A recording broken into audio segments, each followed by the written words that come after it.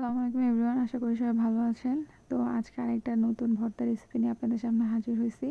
তো আজকের ভর্তা এটা সিম আর আলু আর টমেটোর ভর্তা। তো এখানে আপনারা দেখতেই পাচ্ছেন যে আমি আলু আর সিমটাকে ভালো মতো ধুয়ে কুটে দেন এটাকে হালকা একটু সিদ্ধ দিয়ে দেব। বেশি পানি দিব না, জাস্ট যতটুকু আলুটা সিদ্ধ হতে, যেহেতু সিমটা নরম বেশি, তো সিমটা আগে আগে সিদ্ধ হয়ে যাবে। আলুটা সিদ্ধ দেওয়ার জন্য আমি এখানে একটু পানি দিয়ে নিছি। দেন আমি এখানে লবণ আর সামান্য পরিমাণে একটু সয়াবিন তেল বা সরিষার তেল, আপনার যেটা ইচ্ছা সেটা দিতে পারেন। দেন আমি এখানে কাঁচামরিচ দিব। এখানে কাঁচামরিচ, আলু, সিম যাতে একসাথেই সিদ্ধ হয়ে যায়, এই জন্য এখানে আমি কাঁচামরিচটাও দিয়ে নিতেছি। আপনারা চাইলে যখন পানিটা শুকিয়ে যাবে তখনও কাঁচামরিচ দিতে পারেন। আমি এখানে সব কিছু একসাথে দিয়ে দিয়েছি।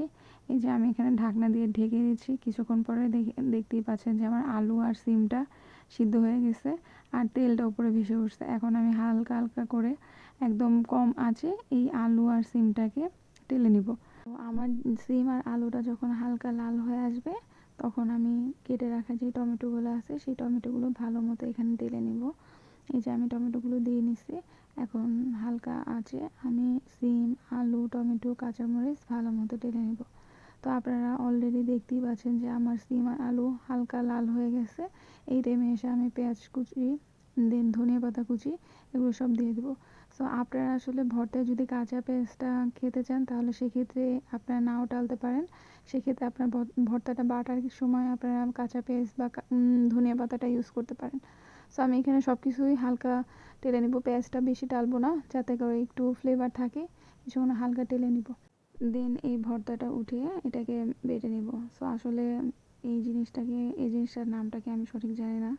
এটা আমার ফ্রেন্ড আমাকে গিফট করছে। সো যদি ও ভিডিওটা দেখে থাকে তাহলে প্লিজ কমেন্টে জানাবি মানুষকে যে এটার নাম কি, আমি সঠিক জানি না। সো আপনারা চাইলে পাটার মাধ্যমে এটা বাটতে পারেন। সো এটা আসলে একটু ইজি হয় পাটার কষ্টটার থেকে, মানে এইটা বেশি ইজি হয়। দ্যাটস আমি এখানে করতেছি, তাই একটু বলা যায় ছাবা ছাবা হয়ে আছে। আপনারা চাইলে আরও মিহি করতে পারেন। আজকে আমি ফার্স্ট টাইম ভয়েস দিতেছি, তো আমি অত গুছিয়ে কথা বলতে পারি নাই। তো আমার কথা ভালো না লাগলে বা আমার কথা ভুল থাকলে প্লিজ আমাকে ক্ষমার দৃষ্টিতে দেখবেন। আমার ভিডিওটি লাইক করবেন, শেয়ার করবেন।